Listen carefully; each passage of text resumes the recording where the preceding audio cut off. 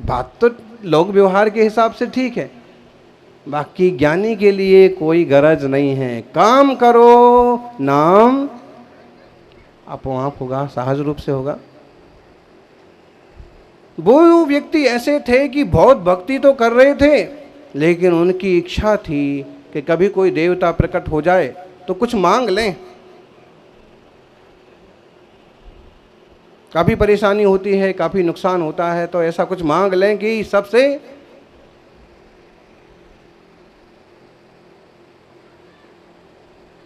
योग संयोग की बात कि मंत्रों की जाप करे और देवता प्रकट हो गया। खुश हो गए देवता। देवता ने कहा बोलो भाई क्या चाहिए। उसने कहा कि प्रभु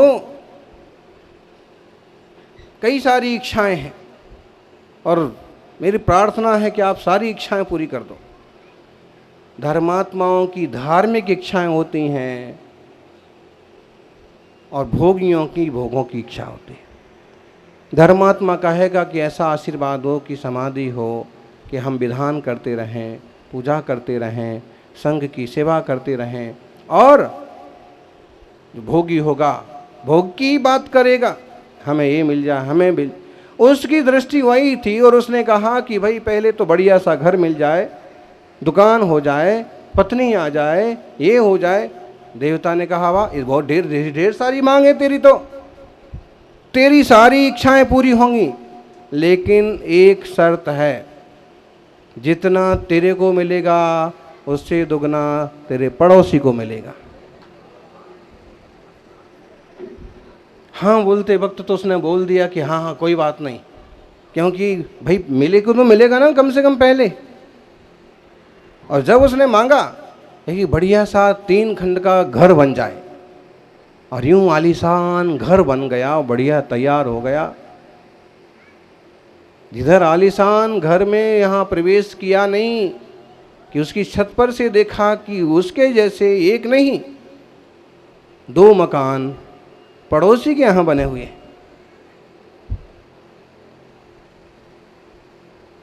आदमी खुद के दुख से कम दुखी है, दूसरे के सुख से ज़्यादा दुखी है।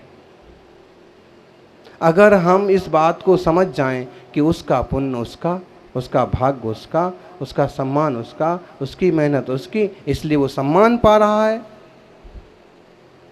इसलिए उसकी कमाई हो रही है, लेकिन इतना हम समझ कहाँ पाते। 2 मकान उससे नहीं देखे गए, फिर भी सोचा कि भाई ठीक है जो है सो अब क्या करेंगे, देवता ने वरदान ही ऐसा दिया। फिर उसकी इच्छा हुई कि वो मांगा उसने एक बढ़िया सी वायरलेस कार आ जाए, गाड़ी। और देखा कि एक गाड़ी आ गई बढ़िया चमचमाती हुई। कौन सी गाड़ी आ गई? इनोवा है, ढेरों हैं आजकल तो। और उसके पास एक आई तो पड़ोसी के दोनों बंगलों के सामने 2 गाड़ी रखी। उसको फिर लगा यार क्या मामला, तप मैंने किया, जाप मैंने किया, साधना मैंने की और उपलब्धि इसको हो रही है। वाह कोई बात नहीं, एक पुत्र रत्न भी होना चाहिए। पुत्र रत्न भी हो गया। और ये पड़ोसी के यहाँ एक दुकान हो जाए, पड़ोसी के यहाँ काम करने के लिए नौकर चाकर कम से कम 2-4 नौकर तो हों। यहाँ 4 हुए तो वहाँ दूसरे का सुख नहीं देख पाया वो। और इसी उलझन में आखिर उसने ऐसा कुछ निर्णय किया, हमसे ज्यादा हर चीज उसके पास क्यों, अब भले मैं थोड़ा दुखी होऊंगा लेकिन इसको पूरा दुखी करके रहूंगा। कुछ लोग तो मुंह से बोलते हैं ना, भले मैं जेल चला जाऊंगा लेकिन तेरे को जिंदा नहीं छोड़ूंगा, ऐसे बोलते ना, बेवकूफी एकदम। अरे ते काय को जेल चला जाएगा और उसको क्यों तुम मारेगा पीटेगा? वो अपनी जगह ठीक है, तू अपनी जगह ठीक रहे, चुप रहे, शांत रहे।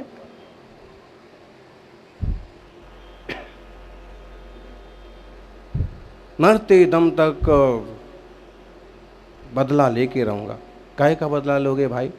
तुम्हारे जैसे कितने तो होके चले गए। बदला लेना नहीं, बदल देना सीखो। बदला लेने से क्या होगा? बदल दो, उसकी बुद्धि बदले, उसके प्रेम उसके मन में पैदा हो जाए, अपनापन पैदा हो जाए। सज्जनों, उसने ऐसा सोचा। ये बहुत खुश होता रहता है, अपनी आंखों से अपनी तरक्की देख देख के बहुत खुश होता है। पाँव में बढ़िया बूट पहन करके सीना तान के यूं चलता है, दोनों हाथों से पोतों को खिलाता है। कुछ ना कुछ करना चाहिए। और उसने मांग लिया फिर, मेरा एक पैर टूट जाए, एक पैर तो रहेगा ना, ये एक पैर से काम चला लूंगा, लेकिन मेरा एक टूटेगा तो। ये बेवकूफ़ी होती है लोगों से। कहानी सच्ची है कि झूठी, लेकिन बहुत बार गलती होती है। मेरा एक पाँव टूट जाए, देखा तो उसके बेचारे के दोनों पाँव टूट गए, और उसके दोनों पाँव टूटे तो ये ताली बजा के बड़ा खुश हुआ, हाँ मज़ा आ गया, अब देखो मज़ा। ऐसा भी होता है। फिर देखा कि दोनों पाँव टूटने के बाद भी वो दोनों हाथों से बढ़िया अपने पोतों को खिलाता है। दो नौकर आते हैं, उठा करके ले जाते हैं। उसने फिर विचार किया, मेरा एक हाथ टूट जाए, मेरा एक हाथ टूटेगा तो उसके बेचारे के ना उठा के कुछ खा पाता है, ना आइसक्रीम उठा पाता है, ना समोसा उठा पाता है, और ये देख के खुश होता है। ऐसी बताइए कितनी दुर्बुद्धि है। फिर भी नौकर आते उसे खिला देते, बढ़िया से खाता, और दोनों आंखों से देखता बढ़िया कि हाँ बहुत बढ़िया घर है, गाड़ियाँ आ रही हैं, माल आ रहा है, काम चल रहा है। उसको लगा कि देखो, आंखों से देख देख करके भी कितना खुशी हो रहा है। हे भगवान, मेरी एक आंख फूट जाए, खराब हो जाए, अंधा हो जाऊं एक आंख से, एक तो रहेगी ना मेरी। देखा तो सामने वाले की दोनों आंखें गायब। फिर बड़ा अच्छा लगा कि हाँ बहुत ज़्यादा आंखें से देख देख के बहुत खुश होता था, अब मज़ा आएगा। लेकिन फिर भी संपत्ति तो थी, नौकर तो थे, तो नौकर बढ़िया से सेवा करते, नहीं दिखता तो भी चला उठा करके। तो खूब दुख के बाद भी थोड़ा सा ये सुख था, उसको रहा नहीं गया, और उसने भी फिर प्रार्थना की कि हे भगवान, मेरे घर के सामने एक कुआं खुद जाए। कुआं कूड़ो, मेरे घर के सामने एक कुआं खुद जाए, बड़ा सारा कुआं बन जाए, मेरे को तो दिखेगा कि कुआं है, उसको नहीं दिखेगा कि कुआं है। और मैं तो देख करके एक पांव से लंगड़ाता हुआ बाजू से निकल जाऊंगा। और वो हुआ ऐसा ही। उसने कहा कुआं खुद जाए, यहाँ एक कुआं खुदा, वहाँ दो खुद गए। और बेचारा अंधा था, एक समय नौकर नहीं आ पाए किसी काम से, जल्दी जल्दी वो इधर से उधर हुआ और कुएं में गिर गया। तब जाकर कि इसकी आत्मा को, लेकिन ये भी कोई बचने वाला है? ये नहीं गिरेगा मौत के कुएं में। इसलिए बुद्धिमान धर्मात्मा कहते हैं कि भाई परिणामों को ऊंचा नीचा मेला मत करो। अपने पुण्य से कोई कितना ऊंचा चढ़ो, और अपने भाग्य से मैं भी अपनी ऊंचाइयां हासिल करूंगा। मेरी अपनी मंजिल, मेरी अपनी दौड़, ना किसी से ईर्ष्या, ना किसी से कोई होड़, मेरी अपनी मंजिल, मेरी अपनी दौड़। सब जने सुखी रहें, सब प्रसन्न रहें, सब ऊंचाइयां हासिल करें, और मेरा किसी से भी कोई, इस टाइप का भाव अपने हृदय में पैदा हो तो जीवन आनंदमय होगा, मंगलमय होगा, सौभाग्यशाली हो। इस तरह का तत्व व्याख्यान सुनने को मिलता है, इस तरह की चर्चा करने को मिलती है, और गाँव के लोग हैं वैसे ही सहज हैं, औरों की तरह है, ज़्यादा खींचतान नहीं है। इसमें एक समझ और आ जाए कि किसके यहाँ कितना पका, किसने कितना कमाया, किसने कैसा किया, वो उनके भाग्य का वो जाने, मेरे भाग्य का। कई बार लोग कहते हैं कि भाई ये बाणियाँ बहुत कमाते हैं। बाणियाँ बहुत कमाते हैं तो उनके कमाने की एक शैली होती है, उनके खर्चे कम होते हैं और एक ढंग से कमाते हैं, और जितना कमाते हैं उससे कम खर्च करते। इसलिए अब वो ही और लोग भी सीखें कि कमाई के साथ साथ, आय के साथ साथ व्यय का भी हिसाब रखना चाहिए। ऐसे ही जैसे हम व्यापार में, धंधे में, पैसे में हिसाब किताब रखते हैं, अपने परिणामों में भी वैसा ही हिसाब किताब रखना चाहिए। वही हिसाब किताब आखिरी में काम आएगा कि तुमने कितना किया था पुण्य, परोपकार, धर्म, ध्यान, सत्संग, वो काम आएगा।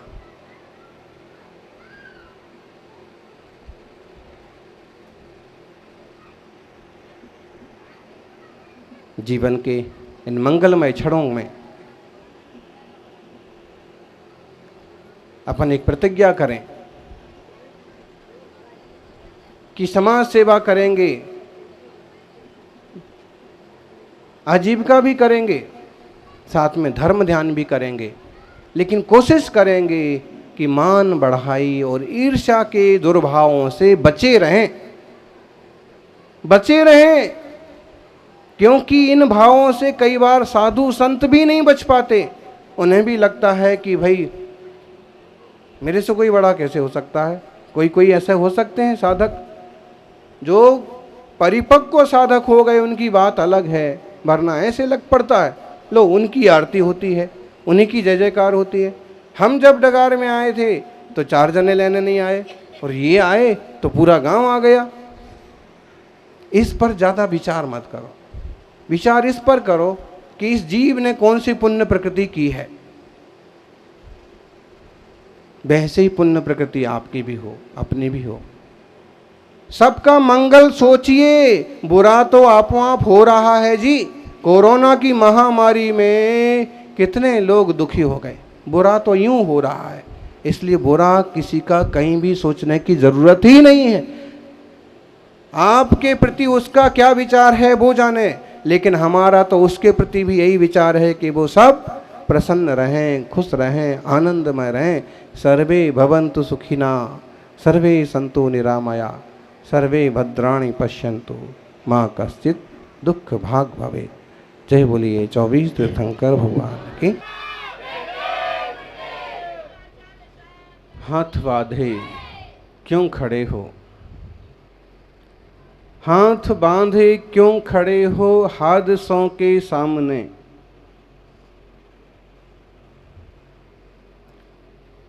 हाथ बांधे क्यों खड़े हो हादसों के सामने। हादसे भी कुछ नहीं हैं हौसलों के सामने।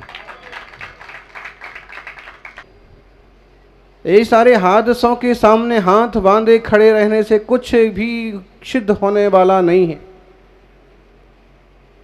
इसलिए हाथ बांधे क्यों खड़े हो हादसों के सामने।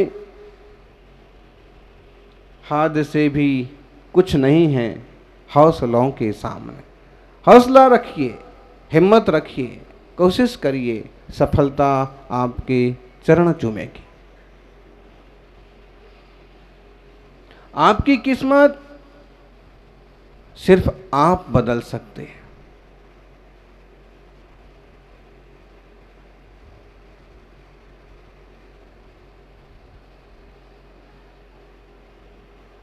आपकी तरक्की सिर्फ आप कर सकते हैं।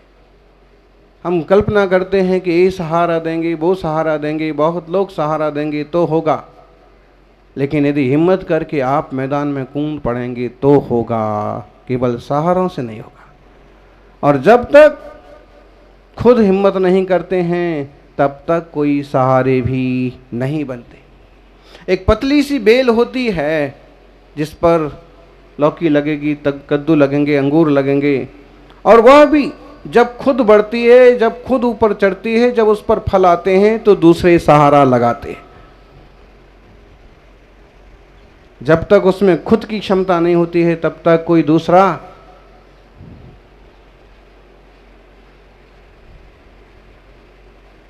इसलिए अपनी क्षमता विकसित कीजिए।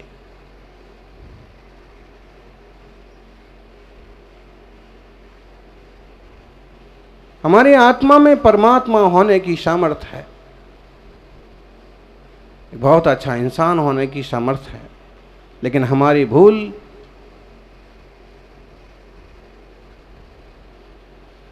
हमारे अपने आप को भूलने की जो भूल है, खुद की विस्मृति है, इससे हमारा ज्यादा नुकसान हो रहा। कभी विचार किया कितना कीमती है मानव जीवन। दुर्लभम मानु सत्तम ही धम्मो जिनेव देशियम दुर्लभो संजमो शुद्धो मुखो लद्धिया दुर्लभ। मनुष्य पर्याय अत्यंत दुर्लभ है। एक पेड़ जल करके राख हो जाए और जब कभी वह उसी पेड़ के रूप में जन्म ले, कितना कठिन है, कितना कठिन है। ये संभव है? किसान ने फसल काट ली और जो डंठल थे, जो कचरा था, उस सबको जला दिया। अब वो सारा का सारा कचरा वापिस उसी रूप पैदा हो, उसी धान्य रूप पैदा हो, उसी डंठल रूप पैदा हो, कब होगा?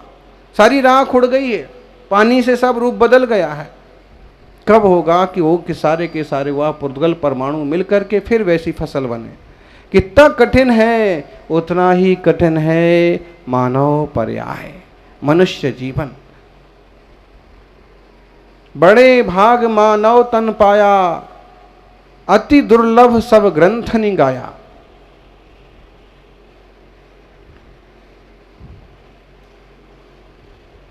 फिर जिनोपदेशियम धम्मो, जिन भगवान के द्वारा कहा गया धर्म दुर्लभ है। श्रद्धा बहुत लोगों को है, लेकिन श्रद्धा स्थान खरा मिलना बहुत कठिन है।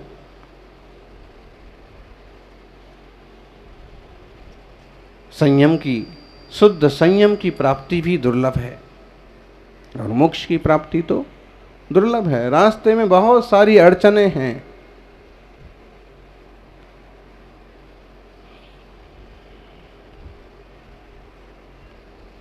एक व्यक्ति हादसों से तंग आकर के, परेशान होकर के, हौसले उसके पस्त पड़ गए और वह आत्महत्या के लिए चल पड़ा।